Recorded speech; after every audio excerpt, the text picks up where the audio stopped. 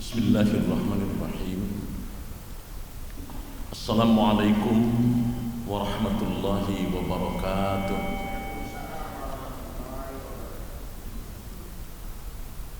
Alhamdulillahilladzi arsala rasulahu bil huda wa dinil haqq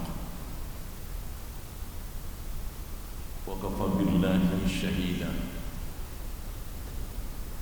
Arsalahu basyiran wa nadhiran wa da'iyan ilallahi bi'idnihi wa sirajan munira. Asyhadu an la ilaha illallah wahdahu la syarika lah wa asyhadu anna Muhammadan abduhu wa rasuluh. Allahumma shalli wa sallim wa barik ala abdika wa rasulika sayyidina Muhammadin wa ala alihi wa ashabihi wa atba'i ajma'in. Amma ba'du. Faya ibadallah, usi nafsi wa iyyakum bitaqwallah, faqad fadal muttaqun.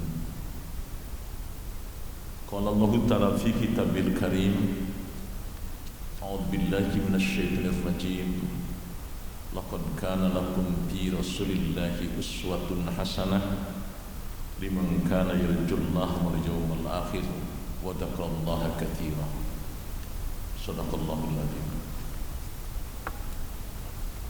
Bapak-bapak, ibu-ibu, para jemaah sekalian yang dirahmati Allah, puji syukur kita panjatkan kehadrat Allah Subhanahu wa taala yang telah menganugerahkan begitu besar nikmat kepada kita sekalian, terutama nikmat iman, nikmat Islam, nikmat sehat walafiat, sehingga kita semua bisa hadir memenuhi panggilan Allah, melaksanakan sholat subuh berjamaah. Mudah-mudahan subuh ini adalah subuh terbaik bagi kita semua. Amin. Allahumma. Kita berdoa kepada Allah, Allahumma ja'al hadza jam'ana jam'an marhuman. Ya Allah, jadikan pertemuan kami pada pagi hari ini pertemuan yang dinaungi rahmat-Mu. Waj'al tafarruqana min ba'dihi tafarruqan ma'suman, dan jadikan akhir dari pertemuan ini pulang ke rumah masing-masing pertemuan akhir yang membawa manfaat yang besar bagi kita semua. Amin. Allahumma amin. Salawat teriring salam selamanya tercurah limpahkan kepada junjungan kita, yakni Nabi besar Muhammad sallallahu alaihi wasallam, kepada keluarganya, para sahabatnya, serta kepada kita sekalian umatnya hingga akhir zaman. Allahumma amin. Kajian pagi hari ini kembali kajian akhlak, di mana uswah dan qudwah hasanah atau contoh atau pola terbaik bagi kita tiada lain adalah Rasulullah Muhammad sallallahu alaihi wasallam.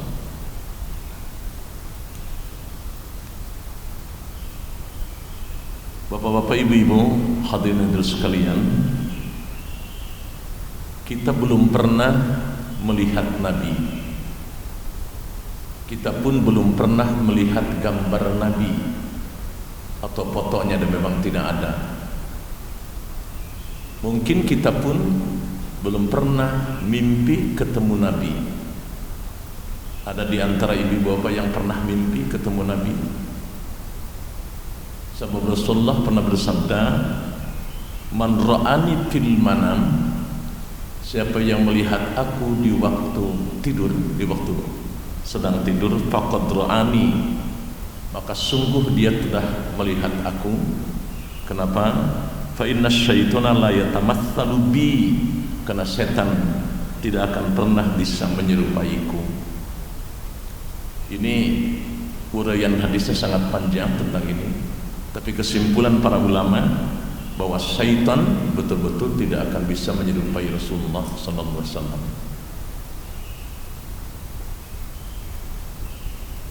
Bapak Ibu sekalian, Rasulullah pernah bersabda, Tuba liman ro'ani, sungguh beruntung orang yang pernah berjumpa dengan aku. Abu Bakar As-Siddiq, Umar ibn Khattab dan sahabat-sahabat lain. Wa amana bi, dan beriman kepadaku, kata Rasulullah. Tapi jangan bersedih, Rasulullah melanjutkan sabdanya, summa tuba, summa tuba, summa tuba, sampai 3 kali. Betapa beruntungnya, betapa beruntungnya, betapa beruntungnya liman lam yarani wa amana bi, umatku yang tidak pernah berjumpa dengan aku ketika aku masih hidup, maka tapi dia beriman kepada ajaran-ajaranku. Sekali lagi saya ulang, tuba liman ro'ani wa amana bi, betapa beruntungnya orang yang pernah berjumpa dengan aku, wa amana bi, dan beriman kepadaku.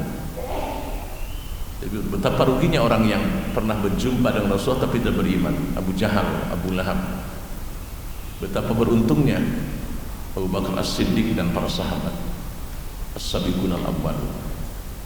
Tapi melanjutkan summa tuba, summa tuba, summa tuba. Betapa beruntungnya, betapa beruntungnya, betapa beruntungnya sampai 3 kali. Liman lam yarani wa amana bi, umatku yang tidak berjumpa dengan aku dikala aku hidup tapi beriman kepada ajaran-ajaranku. Mudah-mudahan kita termasuk yang itu. Masa muslimin, ibu-ibu, bapak-bapak, hadirin hadirat yang saya muliakan, kalau saya diminta, ini kebetulan bulan Rabiul Awal sekarang ini, kalau saya diminta untuk menerangkan kisah Rasulullah dari satu sisi saja, dari akhlak Rasulullah di keluarga gitu, dari satu sisi saja, untuk membuka, menerangkan kemudian riwayat Rasulullah, sepak terjangnya, perjuangannya, akhlaknya, perilaku beliau, terus terang saya katakan tidak sanggup. Mengapa? Pertama, karena keterbatasan ilmu yang ada pada saya. Kemudian yang kedua, kalau kisah Rasulullah dari satu sisi saja disampaikan kepada hadirin semuanya, sampai besok pagi pun tidak akan pernah selesai. Dari satu sisi saja betapa luasnya akhlak Rasulullah SAW. Bapak ibu sekalian, Rasulullah pernah bersabda, ma akraman nisa illa karim wa ma ahanahunna illa laim. Tidak memuliakan seorang wanita kecuali laki-laki yang mulia, dan tidak menghinakan seorang wanita kecuali laki-laki yang hina. Maksud muslimin, Rasulullah adalah manusia yang paling mulia. Bagaimana akhlak Rasulullah di keluarga? Ini hanya setetes air di lautan, di ujung jarum yang di lautan yang saya sampaikan ini. Bahkan mungkin tidak sampai segitu, saking luasnya harap Rasulullah. Ya, Rasulullah adalah manusia yang paling mulia, seorang suami yang dan seorang bapak yang paling lembut kepada keluarganya. Ya, setelah Rasulullah SAW wafat, beberapa sahabat menemui Siti Aisyah. Mereka meminta agar Ummul Mukminah ini menceritakan, menerangkan kepada para sahabat bagaimana akhlak Rasulullah di dalam rumah tangganya. Ya Aisyah, anti zaujati Rasulillah. Wahai Aisyah, engkau istri Rasulullah SAW. Fa kaifa kana akhlak Rasulullah? Tentu engkau tahu bagaimana akhlak Rasulullah. Maka hadirin sekalian, Siti Aisyah sesaat tidak bisa menjawab, tercekat kerongkongannya, berderai air mata ketika disinggung Rasulullah SAW. Kemudian Siti Aisyah berkata, kana kullu amrihi ajaba, kana kullu amrihi ajaba, semua perilakunya indah, sangat mengagumkan. Ketika didesak, apa yang sangat kenangan yang demikian banyak dengan Rasulullah. Di antaranya apa? Kata Siti Aisyah, ketika tengah malam atau sepertiga malam, seperti biasa Rasulullah melakukan sholat tahajud, dia berbisik di telingaku, ya Humairah, gelar kehormatan untuk Siti Aisyah, ya Humairah, izinkan aku untuk menemui Tuhanku.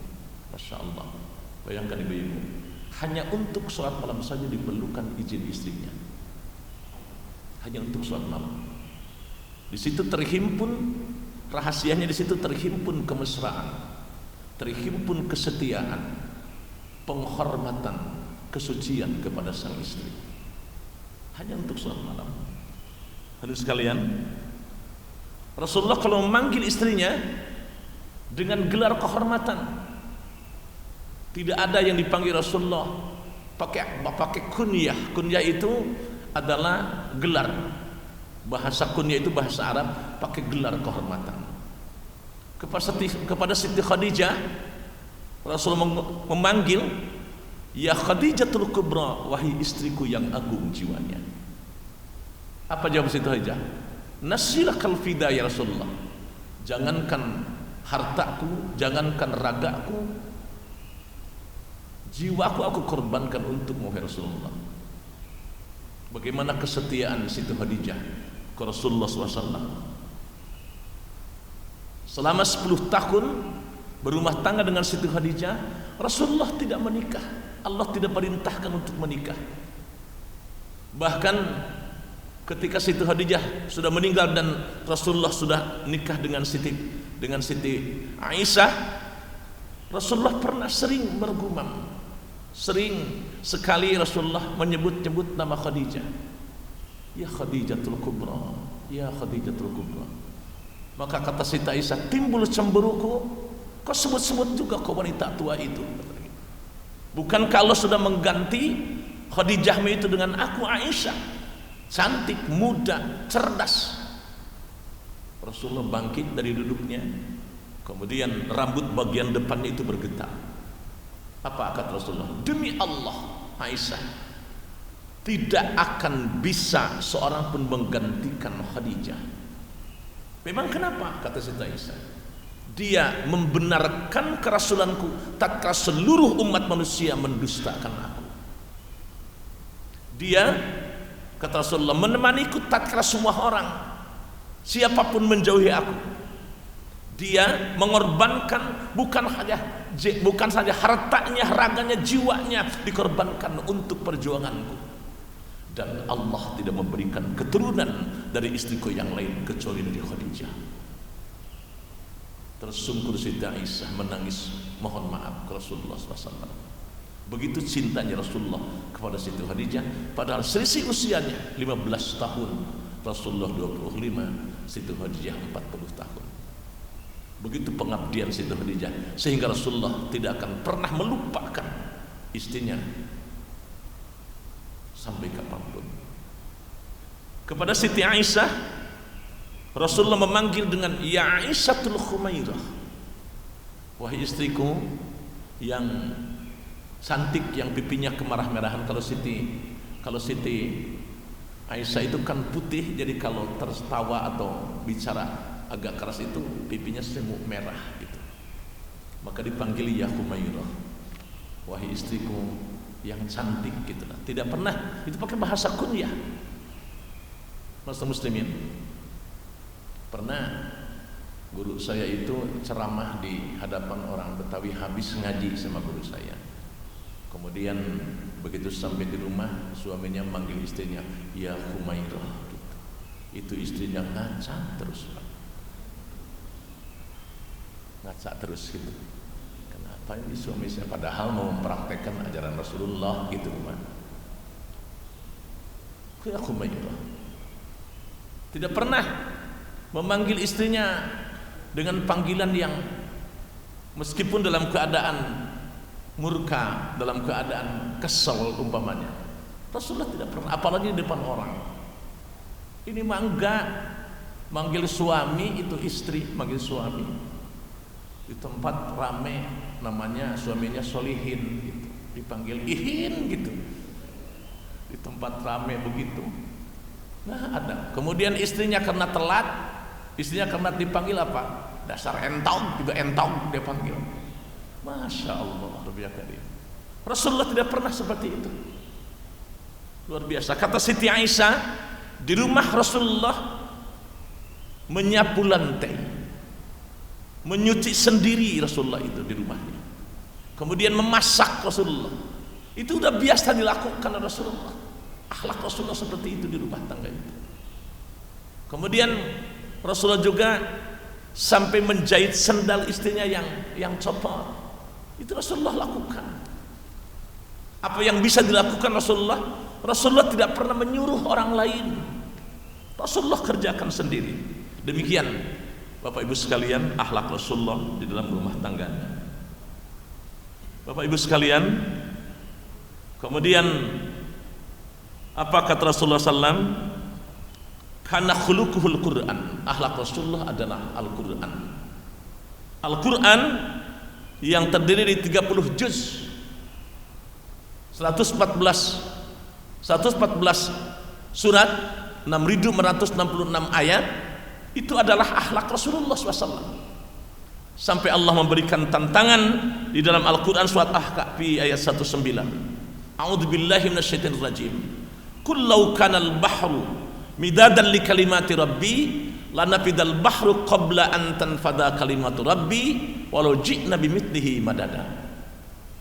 Katakan olehmu Muhammad, hai manusia, seandainya air laut engkau jadikan tinta untuk mencatat ilmu Allah yang ada di dalam Al-Quran, niscaya air laut itu akan kering sebelum ilmu Allah itu tercatat semuanya. Walau ji'na bimithlihi abada, meskipun kau datangkan air laut itu sebanyak yang pakai tadi, pasti akan habis semuanya. Masya Allah. Itulah kehebatan Al-Quran, dan itu adalah akhlak Rasulullah. Karena khuluqul Quran, kata Siti Aisyah, akhlak Rasulullah itu adalah Al-Quran. Akhlak Rasulullah adalah Al-Quran. Oleh para ulama terdahulu digambarkan kehidupan Rasulullah seperti sebuah buku tebal, ya, yang tersusun dari A sampai dengan Z, dari alif sampai dengan ya. Itu akhlak Rasulullah. Tak ada seorang nabi pun yang kisah hidupnya, lika-liku hidupnya sampai dibeberkan kehidupannya seperti nabi kita. Tidak ada. Tidak ada. Silahkan cari di Al-Quran. Tidak ada yang dibeberkan seperti kisah Rasulullah SAW. Kemudian pangkat beliau ditinggikan. Coba lihat di Al-Quran, apakah ada nama Nabi Muhammad yang dipanggil langsung Muhammad? Tidak ada. Ditinggikan oleh Allah, ya, sampai Allah mengatakan, ma dzukirtu ismi illa dzukirta ma'i. Muhammad, tidak engkau sebut, ma dzukirtu ismi illa dzukirta ma'i, tidaklah aku sebut namamu wahai Muhammad, kecuali tidak disebut namaku, kecuali di akhirnya pasti ada namamu. Coba kita ucapkan sama-sama, la ilaha, sama-sama, la ilaha illallah, pasti Muhammadur Rasulullah. Berapa miliar manusia, berapa kali dalam sedetik mengucapkan kata-kata Muhammad?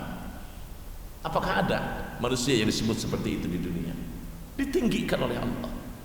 Ma dzukirta ismi, tidaklah disebut namaku, illa dzukirta ma'i, kecuali disertakan namamu. Kita salat, berapa kali nama Muhammad disebut? Syahadat, adan, berapa juta orang yang adan di dunia ini menyebut-nyebut nama Muhammad. Allah tinggikan. Kemudian kalau Allah memanggil nabi yang lain seperti ya Musa, ya Yahya khudil kitab biquwwah, kul ayya Ibrahim, ya Adam uskun anta wajujuka, langsung namanya disebut. Tapi ketika Allah menyebut, kalaupun harus menyebut Muhammad, pasti diikutin dengan jabatannya, Muhammadun Rasulullah. Al-Fat ayat 29. Begitu mulianya, ya kan? Kemudian Allah mengatakan, man shalla alayya salatan wahidan, Rasulullah mengatakan, man shalla alayya salatan wahidan sallallahu alaihi asyaran. Barang siapa yang membaca salawat kepadaku satu kali, maka Allah memberikan salawat, memberikan pahala kepadanya 10 kali lipat. Begitu. Kemudian selanjutnya di hadis yang lain, man shalla alayya sholatan wahidatan sallu alaihi asyara shalawatin wa khattat anhu asru khotoyatin wa rufi'at lahu asru darajat. Barang siapa yang bersolawat kepadaku 1 kali, maka Allah bersolawat kepadanya 10 kali dan dihapuskan darinya kesalahan 10 kesalahan dan ditinggikan baginya 10 derajat kemuliaan. Bacalah sering solawat kepada Rasulullah SAW, ya kan? Tapi yang solawat yang di Al-Quran itu hanya satu bunyinya, itu adalah solawat Ibrahimiyah itu. Allahumma salli ala Muhammad wa ala ali Muhammad. Itu solawat itu sering amalkan solawat itu. Masyaallah muslimin, innallaha wa malaikatahu yusalluna ala nabi. Allah dan para malaikatnya bersolawat atas Nabi. Ya ayyuhalladzina amanu, wahai yang beriman, sallu alaihi wasallimu taslima. Maka bersolawatlah, sampaikan salam kepada Rasulullah SAW. Hadirin, di masa beliau masih hidup, beliau sangat berguna sekali bagi para sahabatnya, bagi umat saat itu. Di masa beliau sudah wafat, betul-betul juga sangat berguna bagi umatnya. Wa ma arsalnaka illa rahmatan lil alamin, tidaklah aku utus engkau wahai Muhammad kecuali menjadi rahmat bagi semesta alam. Kita membaca salawat kepada Nabi sambil duduk begini, langsung diberi pahala oleh Allah SWT. Betapa nikmatnya menjadi umat Rasulullah SAW. Hayati khairul lakum wa mamati khairul lakum, hidupku baik untuk kalian dan setelah aku wafat pun baik untuk kalian. Pernah suatu saat Rasulullah bersabda kepada Abu Dar Al-Ghifari, ya Abu Dar, julusuka sa'atan fi majlisil ilmi afdalu min alfi raka'atin min sholatin nafilah. Wahai Abu Dar, duduk kamu sesaat di majlis ilmu ini. Sesaat itu bisa 10 menit, bisa 15 menit, bisa 1 jam, bisa 2 jam dan seterusnya. Pokoknya duduk dengan disertai keikhlasan itu lebih baik daripada sholat sunnah 1000 rakaat. Apakah sudah ada yang pernah sholat sunnah 100 rakaat? Sudah? Nah, 2 hari molos terus ya. Ya. Mas muslimin. Jadi kalau kita buka dari satu sisi saja akhlak Nabi, ya Allah Pak, Bu, saya kadang-kadang berat mengucapkannya, berat apalagi melaksanakannya, karena belum sekian persennya akhlak Rasulullah kita laksanakan. Contoh Rasulullah kepada para sahabatnya, akhlak Rasulullah kepada sahabat. Tadi akhlak Rasulullah di rumah tangga, sekarang akhlak Rasulullah kepada para sahabatnya. Allah sudah bentangkan sebelum turun Al-Quran di kitab-kitab samawi, Allah sudah bentangkan akhlak Rasulullah. Ya, di kitab Injil, kitab Taurat, yuk kita baca ayatnya. A'udzu billahi minasy syaithanir rajim. Ayo.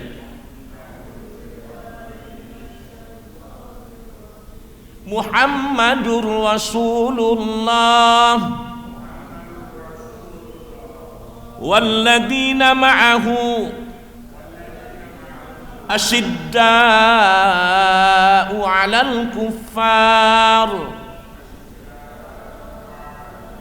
ruhama'u bainahum tarahum ruk'an sujjada yabtaghuna fadlan minallahi wa ridwana simahum fi wujuhihim min atharis sujud dzalika mathaluhum fit taurati wa mathaluhum fil injil ila akhiril ayat. Muhammad itu adalah utusan Allah, dan orang-orang yang bersama dengan beliau tegas terhadap orang-orang kafir. Awas, bukan arogan, tegas. Ini prinsipku dan itu prinsipmu. Ketika Rasulullah diajak supaya damai, kata Abu Jahal, Abu Lahab mungkin, kata para pembesar Quraisy itu, sehari kita ikutin ibadah engkau Jumatan seminggu sekali, dan engkau ikutin tata cara kami untuk melakukan ibadah kepada Tuhan kita. Maka langsung dengan tegas kita baca yuk ayatnya. Ini satu huruf satu pahala kan? Ayo. Bismillahirrahmanirrahim. Silakan. Bismillahirrahmanirrahim. Ayo. Qul ya ayyuhal kafirun. Bisa kan sama-sama ayo. Qul ya ayyuhal kafirun la a'budu ma ta'budun wala antum 'abiduna ma a'bud wala ana 'abidum ma 'abadtum wala antum 'abiduna ma a'bud lakum dinukum waliyadin. Katakan oleh Muhammad kepada orang-orang kafir, wahai orang-orang kafir, la a'budu ma ta'budun, aku tidak akan pernah menyembah Tuhan yang kamu sembah, wala antum 'abiduna ma a'bud, dan kalian pun tidak akan pernah menjadi penyembah Tuhan yang aku sembah. Wala antum 'abiduna ma a'bud, sekali lagi kamu sekalian tidak akan menjadi penyembah Tuhan yang aku sembah. Lakum dinukum waliyadin, bagimu prinsip akidahmu dan bagiku prinsip akidahku. Jadi tidak ada sempurna. Kalau masalah hubungan sosial, masya Allah nih, kalau masalah hubungan sosial itu lintas agama, silahkan, jangan terlalu kaku. Ketika ada orang non muslim sakit, tengok, kalau kita ditengok tetangga kita itu, ditengok, didoakan supaya segera sembuh. Yang tidak boleh itu adalah mendoakan yang sifatnya urusan akidah, al-akidah, semoga diterima oleh Tuhan. Nah itu sudah masuk ke dalam area akidah. Tapi kalau mendoakan semoga segera sembuh, itu tidak menjadi masalah. Silahkan tunjukkan akhlak seorang muslim itu. Bagaimana Rasulullah berakhlak dengan tetangganya ketika ada sahabatnya yang baca Qur'annya begitu luar biasa kerasnya sehingga orang Yahudi tidak bisa tidur saking keras bahasanya itu. Kemudian rumahnya berdekatan gitu sehingga orang Yahudi itu nggak bisa tidur, datang ke Rasulullah, Muhammad, tetangga sahabatmu itu, tetanggaku itu kalau malam ya Allah baca Qur'annya kenceng banget sehingga kami tidak bisa tidur. Maka Rasulullah, begitu ya? Iya, maka dipanggil orang Rasulullah, sahabat itu, dan Rasulullah murka kepada sahabat itu. Apa kata Rasulullah? Afatanun bihadzal Qur'an, apakah engkau mau membuat fitnah dengan Qur'an? Coba, saking hebatnya Rasulullah. Afatanun bihadzal Qur'an, Qur'an dibaca keras-keras, kenapa mesti keras-keras? Apakah kamu bikin fitnah dengan Al-Qur'an? Rasulullah, muslimin, begitu akhlak Rasulullah SAW, ya kan? Akhlak Rasulullah itu terhadap orang kafir, tapi sangat lembut terhadap sesama, ya. Tegas terhadap orang kafir, tapi lemah lembut terhadap sesamanya. Kamu lihat mereka sama-sama sujud karena mengharapkan karunia dan keridhaan Allah. Di muka mereka ada tanda bekas sujud. Awas Bapak Ibu sekalian, ini tanda bekas sujud itu bukan yang ngejenor di sini, bukan yang hitam itu, bukan, Pak, ya. Tanda bekas sujud ini secara maknawi, ya, secara hakikat, yaitu apa? Akhlak di muka sahabat-sahabat Rasul itu begitu ramahnya luar biasa, begitu cinta kasih luar biasa, sehingga nampak di raut mukanya itu luar biasa bercahaya. Ramah keramahan yang ditampakkan itu adalah dampak bekas daripada sujud. Ya kalau hanya bekas sujud di sininya ada bekasnya, itu mah gampang, digosok-gosok juga bisa. Ya. Tetapi yang dimaksud dampak dari sujud itu, bekas sujud itu adalah akhlak, al-akhlakul karimah. Hal ini sudah dijelaskan di dalam kitab apa? Kitab Taurat, kitab Injil, bahwa Rasulullah sudah diterangkan di dalam kitab-kitab terdahulu. Cuman mereka tidak mengakuinya saja. Dari sejak zaman Nabi Adam sudah diterangkan bahwa akan ada nabi akhir zaman. Masuk muslimin. Sekarang mari kita lihat akhlak Rasulullah kepada para sahabatnya. Bapak sekalian, akhlak pertama yang dicontohkan Rasulullah dengan para sahabat, nah kita pun harus seperti itu. Ya, Pak. Bagaimana dalam pergaulannya sehari-hari dengan para sahabat? Perhatian yang tulus kepada para sahabat. Beliau senantiasa memperhatikan bagaimana kepentingan para sahabat, sehingga kadang-kadang melebihi kepentingan dirinya sendiri. Beliau lebih mendahulukan orang lain daripada kepentingan dirinya sendiri. Bila orang lain bicara kepadanya, beliau mendengarkan dengan penuh perhatian, dengan menghadapkan wajahnya kepada orang yang berbicara, tidak pernah berpaling. Ketika sedang salaman, Rasulullah itu tidak akan pernah melepaskan tangannya sebelum orang lain melepaskan. Ketika berbicara, dia hadapkan mukanya sepenuhnya kepada orang yang dia hendak bicara. Kemudian ketika dia berbicara, tidak pernah bicaranya itu melebihi kemampuan orang yang diajak bicara. Kalau dengan petani, dia bicara masalah pertanian. Kalau dengan tokoh-tokoh, dia bicara nyambung bicaranya itu. Ya. Kemudian Rasulullah sallallahu alaihi wasallam ketika dia membuat para sahabat membuat satu prestasi, maka langsung Rasulullah memberikan kunyah, memberikan gelar kepada sahabat itu. Kepada Abu Bakar As-Siddiq, coba, apakah tahu nama asli Abu Bakar As-Siddiq? Abu Bakar itu ada yang menerjemahkan Abun itu bapak, Bikrun itu gadis. Jadi Abu Bakar adalah bapaknya gadis itu Siti Aisyah.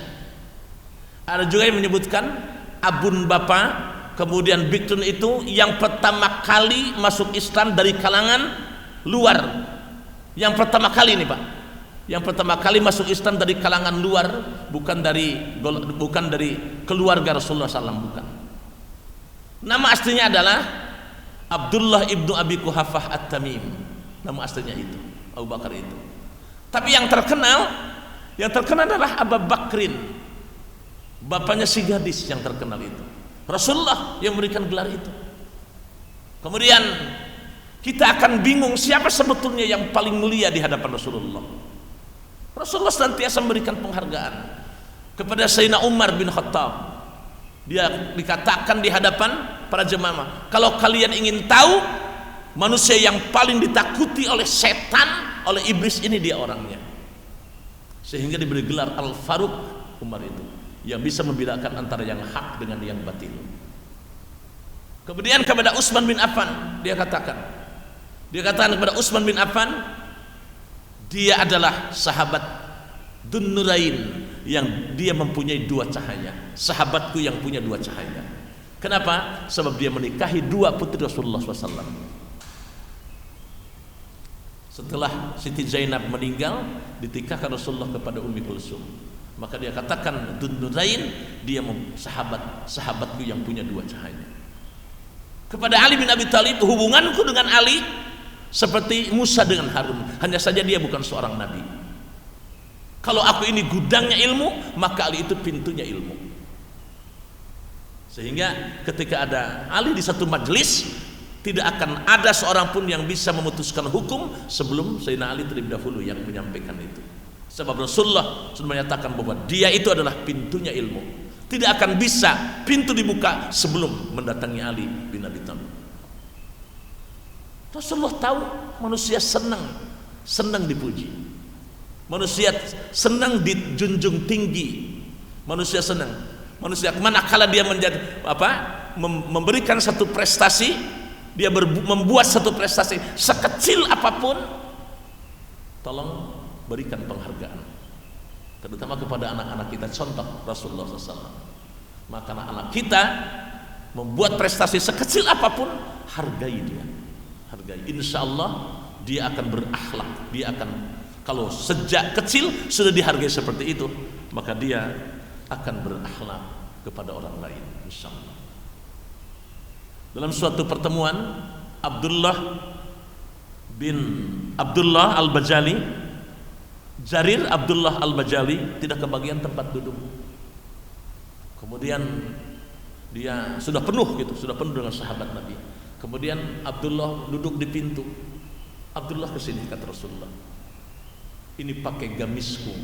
Rasulullah membuka gamisnya, kemudian pakailah gamisku ini untuk tempat duduknya, tempat dudukmu, sobat. Abdullah kemudian meraih gamis itu, menciuminya sambil menangis. Apa kata Abdullah Al-Bajali? Demikianlah Rasulullah, betapa mulianya engkau memperlakukan sahabatmu. Mana berani Abdullah Al-Bajali menduduki pakaian Rasul, tapi Rasulullah tetap pakai untuk tempat dudukmu. Luar biasa, Bapak sekalian. Akhlak kedua dalam pergaulan Rasulullah dengan para sahabatnya adalah, yang kedua adalah senantiasa yang dicontohkan Rasul dalam pergaulannya adalah senantiasa ketulusan membantu orang lain. Tulus sekali, ya. Tidak pernah ada tuntutan, tulus dalam membantu para sahabatnya, dalam membantu orang lain lah, bukan hanya sahabat, orang lain, ya. Kemudian selanjutnya akhlak Rasulullah SAW dengan tetangga. Bagaimana akhlak Rasulullah dengan tetangga?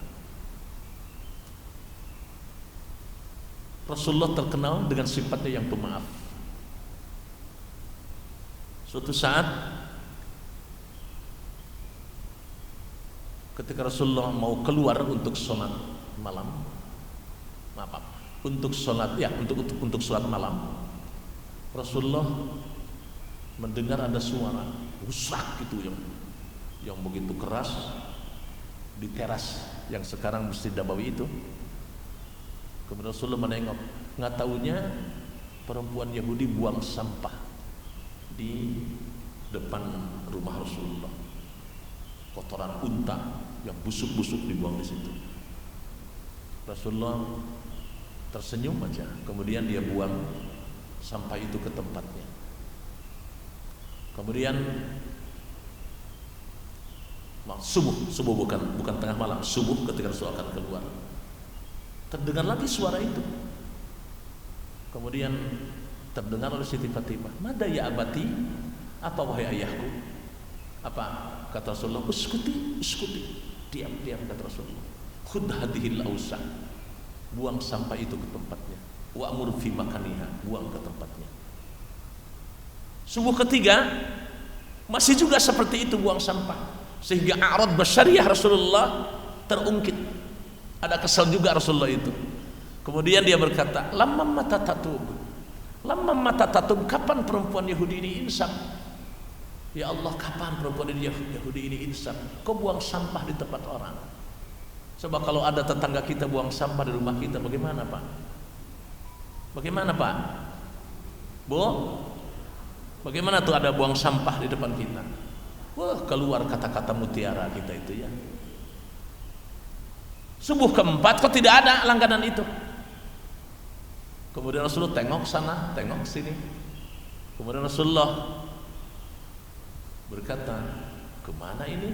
Datanglah malaikat Jibril. Kemudian dia berkata, hiya maridah Rasulullah, dia sakit.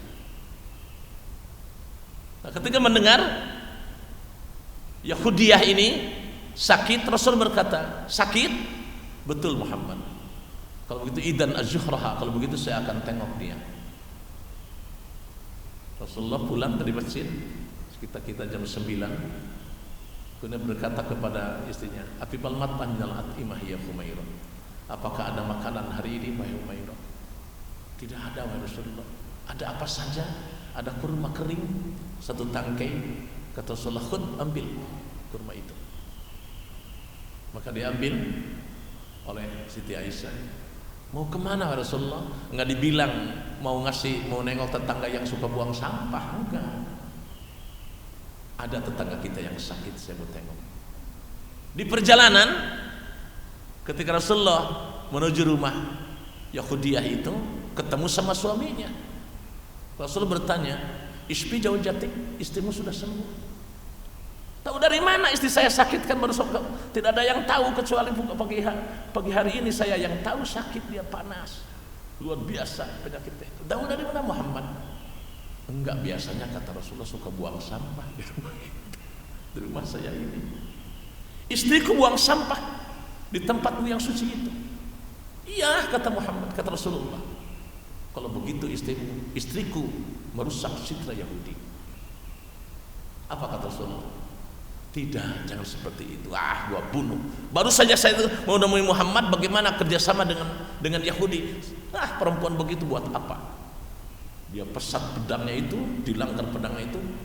Kemudian Rasulullah mengejarnya sampai di rumah. Ketika dihembatkan kepada istrinya ini hadis asar, bukan ya Pak ya, hadis para sahabat yang disampaikan ini. Ketika akan dihembatkan, Rasulullah takis pedangnya itu, yang jelek sangka malah istrinya. Mada turidu minni ya Muhammad? Apa yang engkau kehendaki dari diriku wahai Muhammad? Yang jelek sangka istrinya. Kata Rasulullah, sami'tu annaki maridah. Aku dengar kamu sakit. Maka kul hadas samar, makanlah buah kurma ini. Maka ketika dimakan, mukjizat terjadi, sembuh total. Dan dia berkata, andaikan aku tahu akhlakmu seperti ini tetangga sebelah yang menjawab, aku penduduk baru di sini itu. Andaikan aku tahu akhlakmu seperti ini, tidak mungkin aku melakukan seperti ini. Apa kata Rasulullah? Uskuti ma madofat, yang lalu biarlah berlalu. Bersimpuh Yahudi itu, suaminya juga bersimpuh mohon ampun ke Rasulullah dan menyatakan dirinya berkhidmat kepada agama Allah, menyatakan dia beriman kepada Allah dan Rasulnya. Disebarkan lewat al-akhlakul karimah. Karena khuluqul Quran, akhlak Rasulullah adalah Al-Quranul Karim. Masa muslimin, Rasulullah bersabda, "Man kana yu'minu billahi wal yawmil akhir falyukrim jarahu." Siapa yang beriman kepada Allah dan hari akhir, hormati tetangganya. Jadi tidak ada diskriminasi apakah tetangga kita itu muslim atau non muslim, pokoknya hormati tetangganya. Tidak dikhususkan dalam hadis itu yang muslim saja, tidak, tapi secara keseluruhan. Hormati tetangga kalau kamu beriman kepada Allah dan hari akhir. Ya kan? Barangkali itu. Jadi kesimpulannya, akhlak Rasulullah di dalam keluarga begitu, seorang ayah yang sangat lembut kepada keluarganya, yang sangat bertanggung jawab kepada keluarganya. Kata-katanya luar biasa, kata-kata yang menyejukkan istri-istri Rasulullah SAW. Kemudian dengan para sahabatnya, terkenal Rasulullah dengan perhatian yang tulus kepada orang lain. Terkenal dengan sifatnya memberikan penghargaan kepada sahabatnya. Kemudian yang ketiga, terkenal Rasulullah dengan sifatnya yang pemaaf, memaafkan, tidak nyimpen dendam Rasulullah itu. Kemudian dengan tetangganya, meskipun dia non muslim, tetap sangat dihargai oleh Rasulullah. Bagaimana penghargaan Rasulullah kepada tetangganya itu, termasuk tadi yang dikisahkan terhadap Yahudi, terhadap perempuan Yahudi. Itu adalah hanya satu tetes saja yang saya sampaikan. Masya Allah, akhlak Rasulullah secara keseluruhan tidak mungkin bisa dibahas secara keseluruhan, hanya sebagian kecil yang kita tahu saja. Barangkali itu yang disampaikan pada pagi hari ini. Barangkali ada yang mau bertanya, silahkan Bapak Ibu sekalian. Ada dari ibu-ibu yang mau bertanya? Apa Bapak? Tidak ada? Tidak ada yang mau bertanya? Baik, kalau tidak ada kita tutup saja. Alhamdulillah, semoga apa yang disampaikan bermanfaat untuk kita semua. Ini nasihat untuk diri saya sendiri dan nasihat untuk yang hadir saat ini. Mari kita tutup dengan sama-sama membaca doa kifatatul majlis. Bismillahirrahmanirrahim. Sama-sama. Bismillahirrahmanirrahim. Subhanakallahumma wa bihamdika asyhadu an la ilaha illa anta astaghfiruka wa atubu ilaik. Lebih kurang mohon maaf. Assalamualaikum warahmatullahi wabarakatuh.